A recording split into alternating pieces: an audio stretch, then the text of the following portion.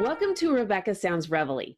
This show is going to be so exciting because when I normally talk to you about talking to you, having a guest coming across the waves, I normally mean coming across the airwaves. And today I literally mean not only coming across the airwaves, the digital waves, but I mean across the oceanic waves. I have a guest who has been an unbelievable person who has been sharing a similar background as myself. In fact, this person's an author. He has been in the Army, overseas Army in the UK, and served 13 years in the Royal Military Police. He specialized in the mounted branch of the military police in 1987. He was in we will even ask him a little bit more in depth about this, in the National Tent Pegging Championships. and and after leaving in the Army, he also went on to pursue his own security business. And so he worked close protection as a close protection officer. And so from there, he went on to have other things that he did, including having his own business in the alcohol industry, which you'll find out a little bit more about that.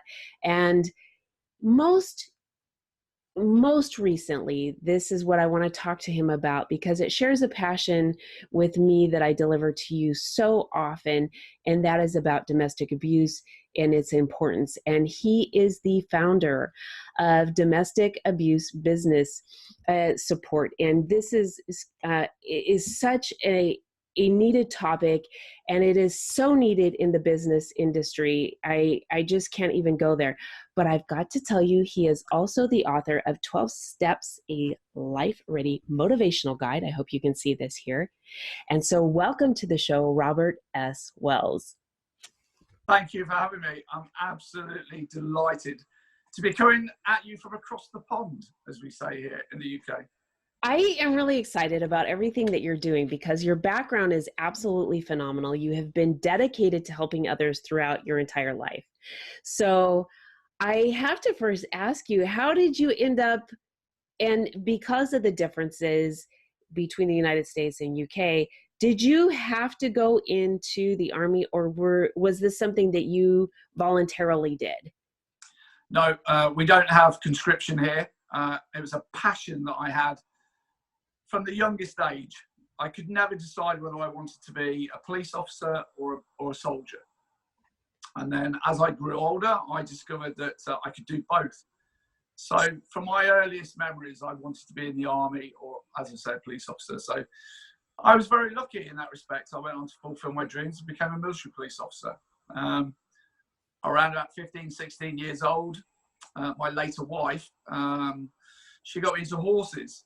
So whilst I was going through training for the military police, I discovered they also had horses. So my next passion was then to become a mounted police officer, which I went on to do for around about 8 years. That's a long time. Yeah, well, it was just short of 13 years that I served in total. But to be honest with you, had the mounted branch not been closed down because of defence cuts here in the UK, I'd probably still be there now on extended service. It was one of those jobs where you couldn't wait to get in the morning. You didn't want to go home at night because it was just such a fantastic job. It was like a small family. There was only around about 25 men and women, a couple of seniors. So yeah, it was a fantastic job.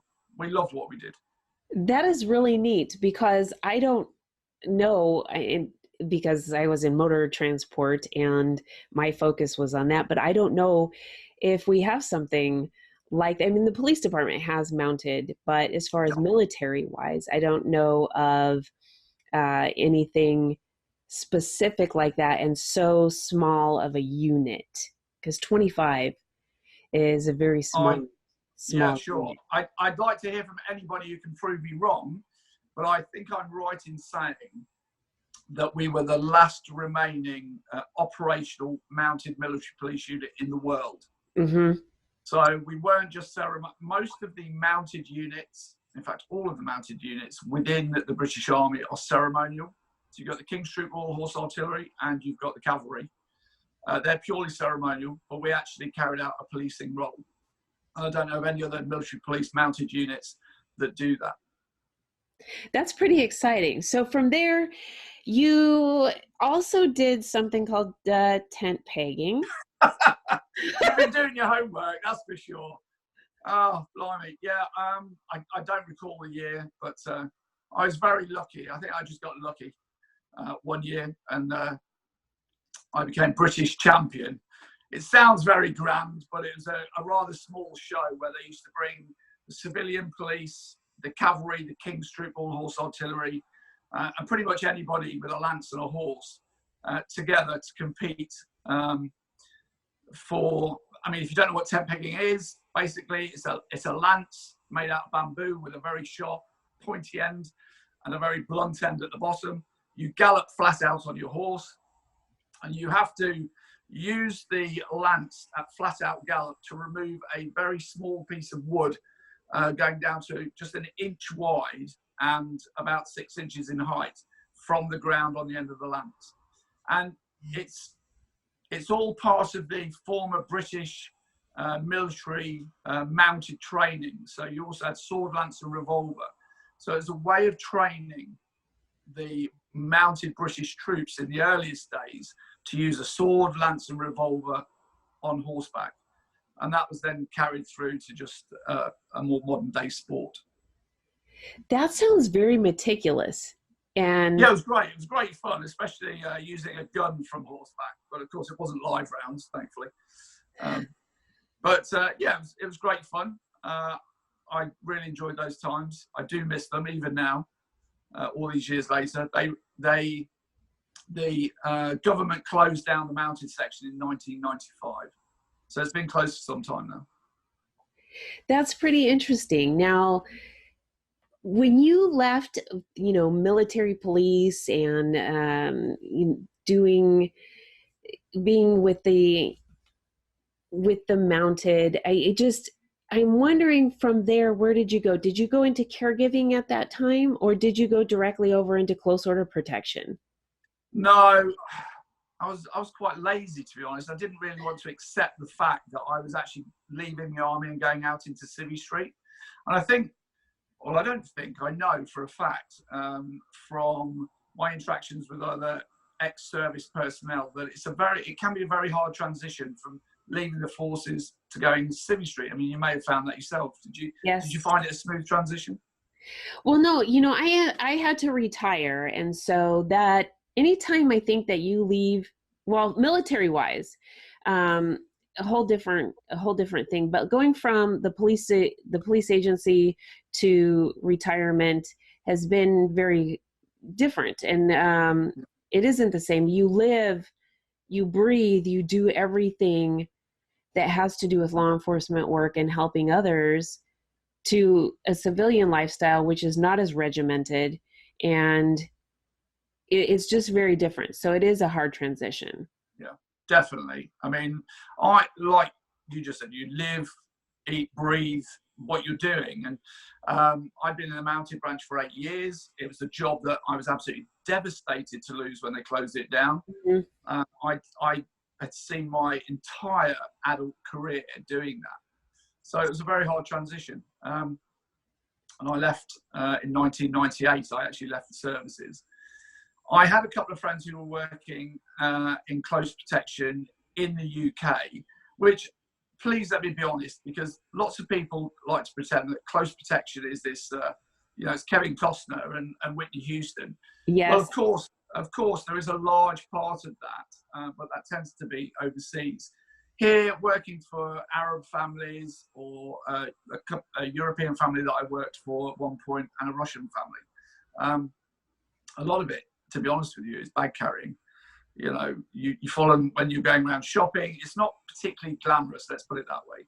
There were some jobs that I did in close protection that were a little bit more. For example, I went out to India for a month. I was looking after a gentleman and his kids out there, and we had a large armed team Mainly, there was 2 of us that went out from the UK, but the rest were all off-duty Indian police and army, all armed. So, but yeah, I found the transition difficult. I went into security, to be honest with you, for the money. And because I already had contacts doing that, and they were offering me work. So I went in as a self-employed person, and I did that for many, many years. I think it was about 14 years.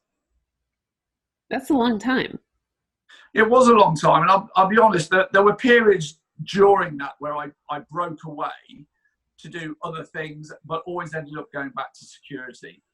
Yeah, there were some good jobs, some very good jobs in amongst those 14 years. But you know, security by its very nature has to be pretty dull, because if it's not dull and things have got lively, it normally means that something's gone wrong somewhere along the line. So you know, you want it to be monotonous, you want it to be quiet, because Yes. of course, you know, otherwise something has gone wrong.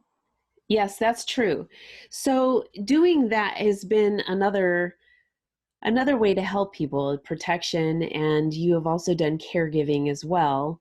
So that takes Yeah, a lot of dedication. I can say absolutely, hand on heart, that and it was only for 6 months, but the 6 months that I worked in a care home looking after the elderly, it was the hardest job that I've ever done. It was extremely hard physically, and it was extremely hard emotionally. Very, very rewarding. Met some fantastic characters, became very, very attached. And yeah, you know, one particular gentleman I looked after, I can't mention his name, but he'd been on the D-Day landings. So when you're talking to somebody who went through the D-Day landings and the stories that he's telling you, it's very, I mean, it's making the hair stand up on the back of my neck now. It's really powerful stuff. And although a lot of caregiving is dirty work, I found it extremely rewarding. The reason I left, A, the money is extremely bad, and B, the staff get treated appallingly by these big companies. So I actually, if I was being honest, the care home that I worked in had all the management removed because they failed. What we have the CQC here, basically the Care Quality Commission had come in after complaints, and all of the management had been removed, and they brought in a new management team who, quite frankly, from their head office, who proceeded, although all of the failings were at management level, they came in and started to take it out on the girls on the ground. I was the only guy at the time working there. And these were the most dedicated, hard-working, caring people that I've ever had the pleasure to work with. And the management just seemed to take it out on them, really. So I'm not one for holding back on how I feel or what I'm thinking, and that didn't go down particularly well. So that's really unfortunate, because it's those patients who really need people like you, and when management doesn't realize the value of what you do to pass on to the patient, then patient care suffers. And so that's really a sad situation. But from there, you also have done business ownership. And one of the things that I found really interesting to learn was your perception of an industry that really makes a lot of money on people. And that was the alcohol business. And you were the first in the UK there to have an alcohol delivery business. So there are a number of alcohol delivery businesses, all illegal. And some of them had been operated in certain parts of the country for a long time, but all underground. So yeah, we were the first, because I had a business partner at the time, to go to court and apply for an actual license to do it. I found what I believe was a loophole in the licensing laws, having studied alcohol licensing when I left the army. And we presented that to the court, and the judge rolled his eyes and said he thought I had a good point. They were going to allow us to go ahead with it. He was ex-military, actually, the judge. My business partner was still serving in the military at the time. So I think he was quite kind to us, because nobody else had managed to pull it off. And it was a big success. But yeah, there were times where you call into question what you're doing.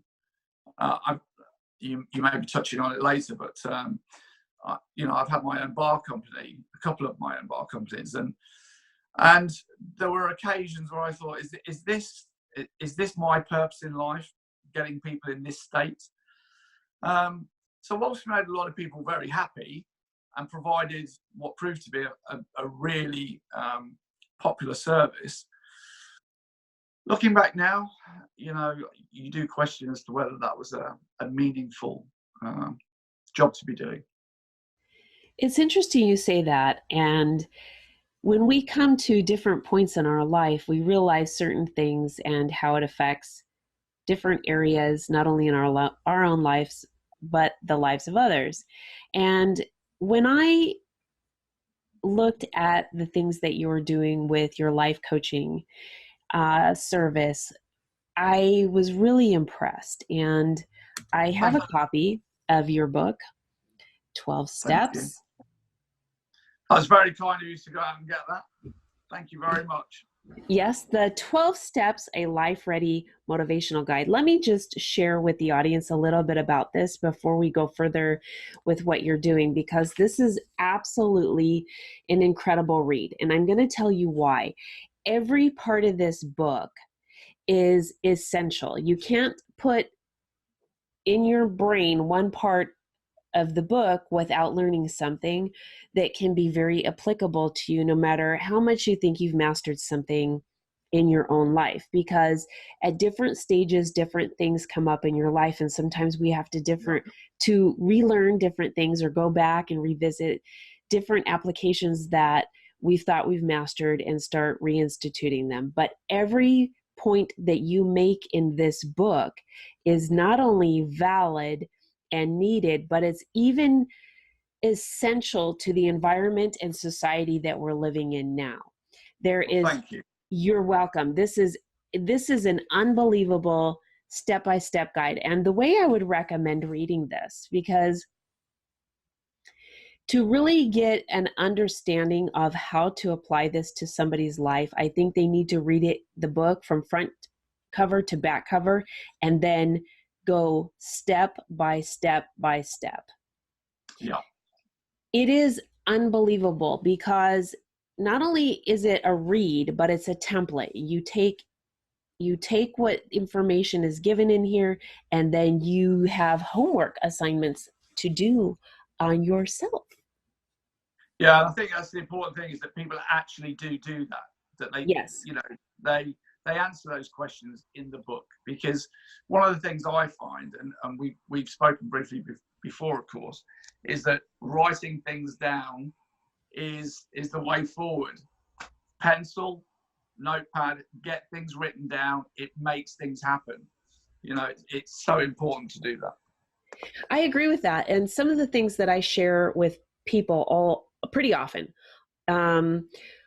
is that there is something that goes from the brain throughout the hand and onto the paper that actually makes things work by doing that versus typing it on the computer. So even though we're in the digital age and digital media and technology is fantastic, there is something that the brain, through the wirings, synapses, neurotransmitters, whatever it is, really makes a difference when it goes from the brain throughout the hand, and then when reading it and writing it back from the paper through the hand to the brain. And it's just in the eyes through the brain. So it's really quite something. And so I'm really impressed with this, and I really want the audience to grab a copy of this. And I will say, here in the United States, you can get it through Amazon. I did. So yeah, I was really surprised that you did get it, actually. Yeah. Yes. Fantastic. So even globally, there is no stopping us from being able to obtain the information that we want and sharing information such as what you're doing with your business now, domestic abuse business support. Can you tell the audience what this is and why it's essential now? So domestic abuse business support is for me really, really important, because when you are in an abusive relationship, one of your moments of escape is when you're at work. I was targeted at work by my abuser, and it's only been recently that this has really hit home to me, because you always think about what goes on in the four walls of your own home when you're being abused. And as somebody who was abused at work, it was only when I was doing my research and helping people in life coaching and then moving down the different paths to domestic abuse that I started coming across figures like 75% of domestic abuse victims are targeted at work. So that's a huge number. 2 million people, 695,000 men and 1.3 million women last year in the UK were victims of domestic abuse. Of course, they're only the ones that were reported and recorded. So we know there's many, many more. So that is a huge number. It is a huge number. And to find out that 75% of them can't even get away from their abuser at work is horrific. To have to go through that at work as well. And as I say, I remember what it was like for me, and it was awful. So I was already giving talks about domestic abuse and about my own experiences to frontline staff, particularly police officers. And I thought, do you know what? I need to do something bigger. I need to have far more impact. So I looked at companies that were offering support in businesses, and there are only really a couple here in the UK. But as with most things domestic abuse, you're either in one camp or you're in the other. It's we're looking after men or we're looking after women. Mm-hmm. And for me, I can't deal with that, because for me, it's about everybody, every victim. And I use the word victim because although I don't like it, I don't like the word victim. But unfortunately, it's one of those words when we're talking about this that quite often comes out. I prefer the terms sufferers and survivors. Yes. But, I think that's a little bit more empowering. Survivors certainly is. So I just thought, we need to do more about this, and we need to get into the workplace, and we need to support all sufferers and survivors of domestic abuse, not just men, not just women, but everybody, regardless of their gender, their sexuality, their ethnicity. I don't care. If you identify as being somebody who's going through a domestic abuse situation, then we want to help. Yes, I think that this is so important because, like you said, the numbers are high. And here in the United States, we have seen a number of very volatile situations where people have had fatal incidences regarding domestic abuse that have stemmed from the home into the workplace. And this is unacceptable. It's unacceptable for any fatalities or for abuse, period. But we know that it exists. And here's the thing. We need to figure out what to do to protect ourselves in the workplace. Yeah, I think certainly businesses here in the UK, there is legislation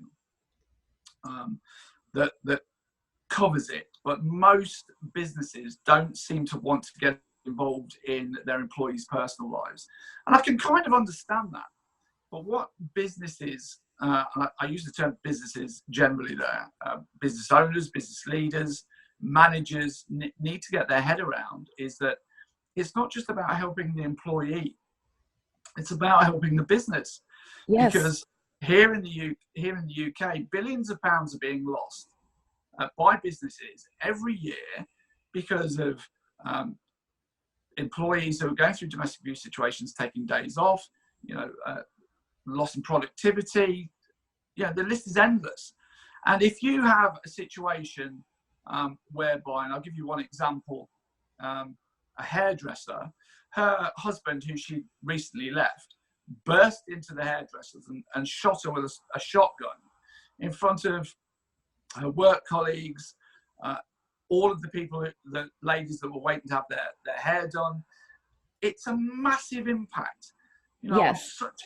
you're not just talking about the victim, using that word because that's a good word for this situation, but not just the victim, but the business as a whole that may never recover from something like that. The dozens of people who will have trauma for the rest of their lives from witnessing that. And of course, luckily in this instance, the lady involved did survive. But unfortunately, while she was in hospital recovering, her 16-year-old son killed himself because of what had happened. So a terrible, terrible story. That is a now terrible she has story. recovered from that, and she is now doing huge and very positive work for domestic abuse. But business owners, managers need to look at the bigger picture. Will your business even survive something like that happening? Now, it is few and far. You know, attacks like that with a gun are incredibly rare in this country. But there was another incident very, very similar, again with the hairdressers, funny enough, where the boyfriend or ex-boyfriend burst in and stabbed the poor lady to death, again in front of other staff and customers, causing terrible trauma and loss. You know, and it was preventable.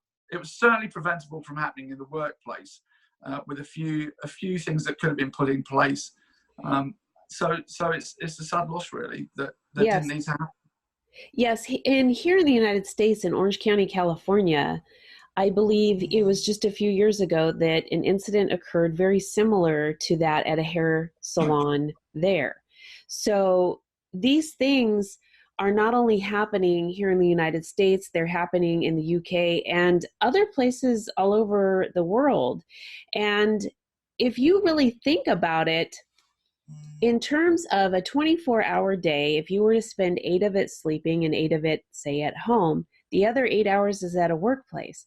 So I think our employers and organizations out there really need to think about their involvement with their employees and how to protect them. Because ultimately, that is a home away from home. And it is also a mechanism of funding for that organization where they will lose a lot of money. And not only that, but when there is negative attention drawn to a situation for a specific company, then people tend to stay away from that area, that organization, and it ultimately isn't good for the business's business. So we had a recent incident not too long ago here, involving a major chain of stores that happened in Texas. It was one store where a shooting incident happened. And so these things happen, but the name of the company, especially if it's a well-known name of a company, sticks in there. And anytime there is further negative association, whether it's domestic abuse or not, these things stay in the minds of consumers, and it is an ultimate loss in productivity for that business. Not only Absolutely. Yes. So there's many, many reasons to look at it. And you and I both have our focus on safety. That is number one. We both come from helping people, caring for people, and protecting people. That's our biggest focus, and helping people overcome situations like domestic abuse, and also preventing that. But focusing on the business aspect is something that is really needed. And like you said, it isn't something that's common, especially where you are at. Yeah, the shootings and stabbings. I mean, stabbings is on the rise here in the UK, particularly in London. But talking about domestic abuse, far more women are killed than men. That's for sure. And women remain the supposedly current statistics show women remain the majority at 1.3 million last year victims, whilst men remain the higher number of perpetrators. But going back to the big, if I may, just going back to the bigger picture, it's not just the domestic abuse. Domestic abuse is where it starts, but recently figures were released showing that people who've experienced domestic abuse are 3 times more likely to develop serious mental health issues. Mm-hmm. So again, there's another avenue. You could be losing employees, or the fact that you may have that employee in work, but he or she is just not working to their full potential because their mind is elsewhere, or they're suffering mental health issues. And of course, that then connects to suicide. And if we're then talking about men, I don't know about in the US, but certainly here in the UK, male suicide rates are at epidemic proportions. Yes. And it's just frightening figures for male suicides. And of course, if you have a mental health issue, again, you are more likely to commit and succeed at committing suicide.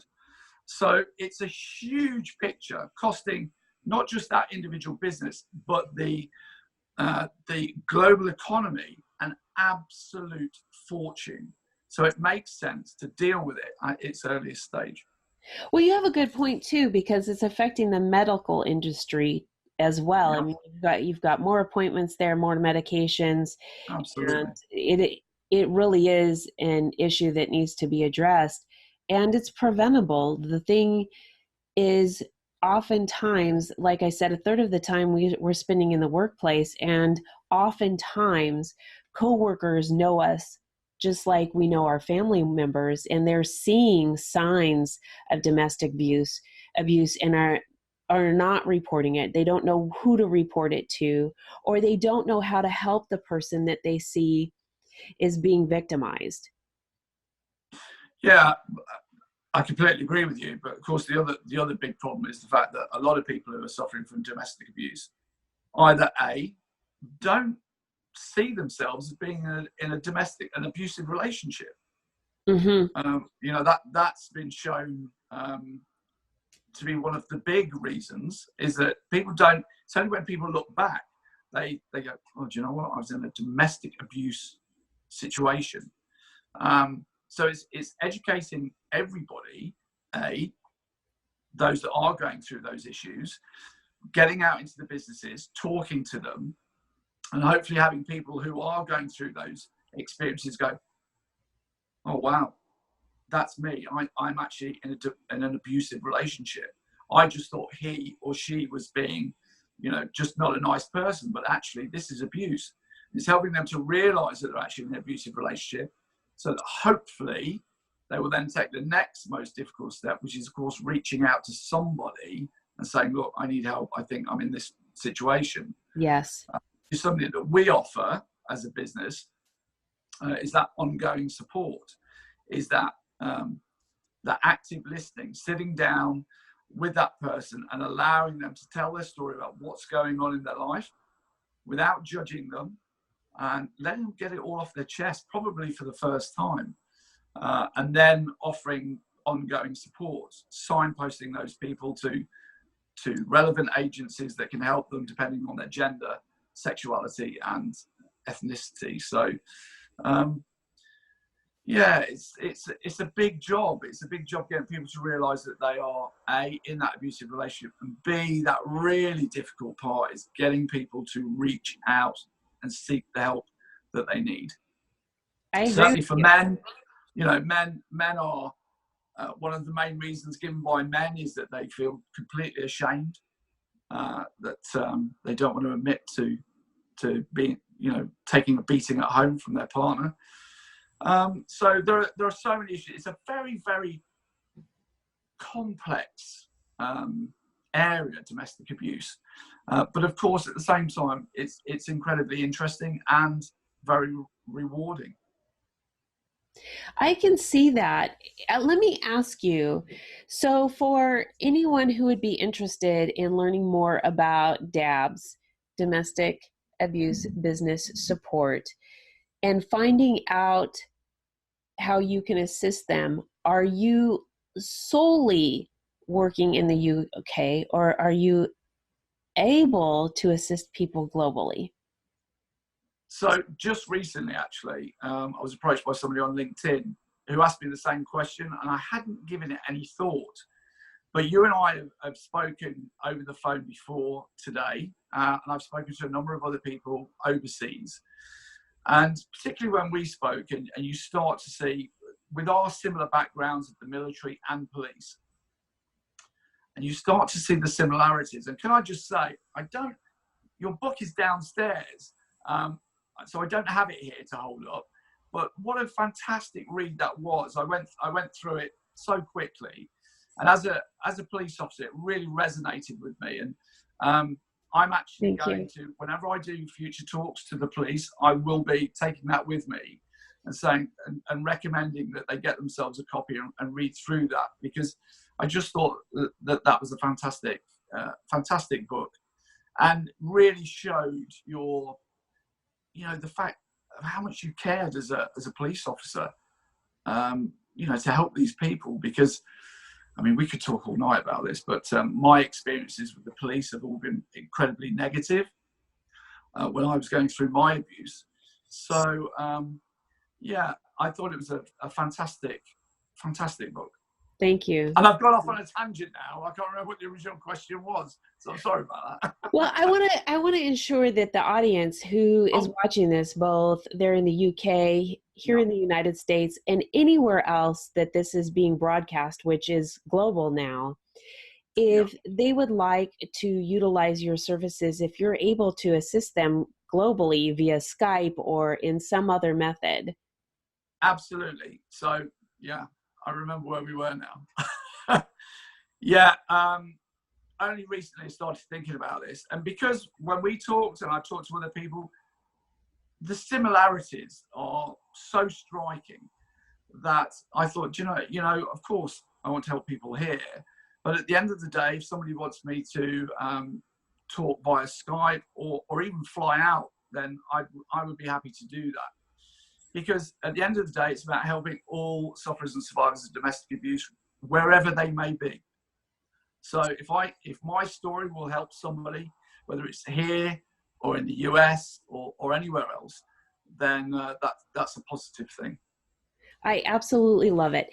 And for the audience, can you share with them both of the sites on where they can find your book and what they would need to do to get the motivational support in the step-by-step program, the 12-step Life Ready Motivational Guide, as well as the link to D.A.B.S?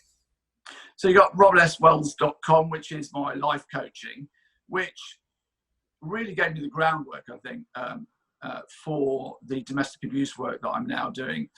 I was well and firmly on the life coaching road, but as I've said before, you've got to keep your eyes and ears open to new opportunities. And really, after trying to bury my story of domestic abuse for 10 years, when I eventually started to talk about it, the life coaching helped me to go down that road to helping others with the domestic abuse. So robertswells.com for that. And for D.A.B.S, it's a little bit more complicated. www.d-a-b-s.co.uk.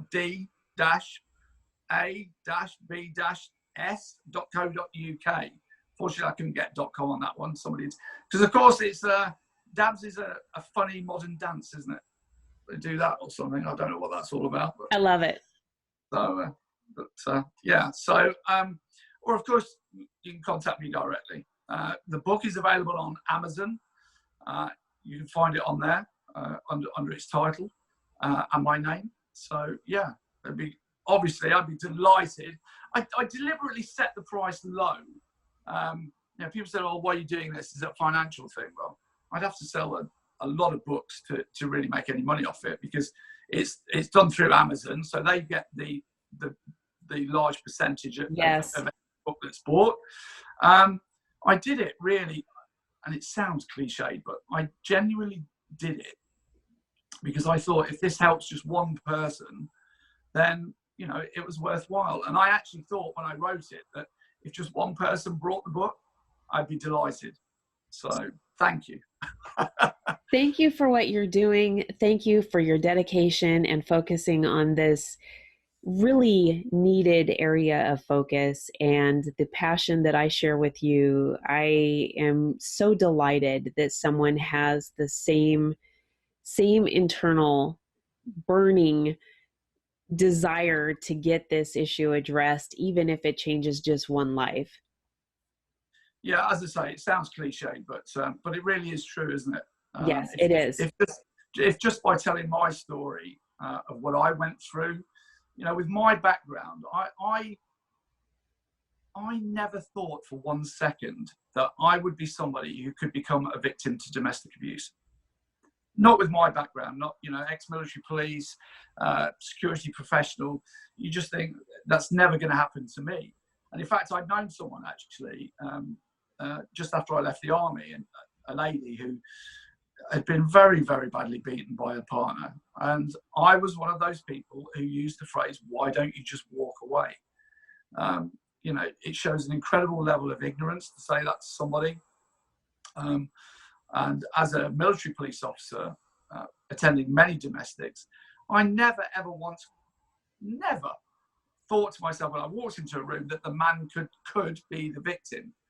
I was very closed-minded, and you know, it embarrasses me now. I look back and I think, well, whilst I didn't receive the training back then to recognise that, you know, it's a shame. There would have been people that needed my help that didn't get it. So I've got a lot of work to do to make up for that. Well, I thank you so much for being with me today. And I know that the audience appreciates you and the information that you're sharing and all the things that you're doing as well. Thank you, Rebecca. It's been absolutely amazing. We could talk all night. Well, I certainly could anyway. I know we could. I will have you back on the show. We have so much more that we could talk about. So we'll do some more very, very specific things in upcoming shows, and I will definitely be having you back. You're doing a fantastic job. I've been watching loads of your interviews on so many different platforms. It's incredible. You're doing a great job. You know, some of the interviews that I've seen have been absolutely fantastic, really informative and very enjoyable to watch. So keep up the great work. I really do hope that we can talk again. Absolutely. And I want to thank all of you for tuning into another episode of Rebecca Sounds Reveille. Today's focus is really ensuring that those in the business sector take a hard look at addressing workplace abuse in reference to the employees and in the environment, and creating a solution that will ultimately affect everyone in the communities, whether it's here in the UK, in the United States, or in the UK, or any other countries that may be watching. And for those that are here in the United States that really want to talk to somebody, they can, about being a victim in an abusive situation, they can call the National Domestic Abuse Hotline, which is 1-800-799-SAFE. That's SAFE, 1-800-799-SAFE. They can actually also contact me as a domestic violence expert and the creator of Vote Victims Overcoming Traumatic Events. I can definitely mentor you and talk to you and direct you with tools and resources such as Robert's program and his motivational steps that can help you and really lay a foundation and clarity on some areas that will move you in a direction that is life-changing as well. You definitely want to connect with him for information in the UK as well as here with getting a copy of the 12 Steps Motivation Life Ready Motivational Guide, and for business support, whether it's here in the United States or in the UK. Thanks for tuning in. I ask that you share this episode with your friends, your family, loved ones, those that you know all over social media, and those you don't. Thanks for tuning in. Thank you. Take care.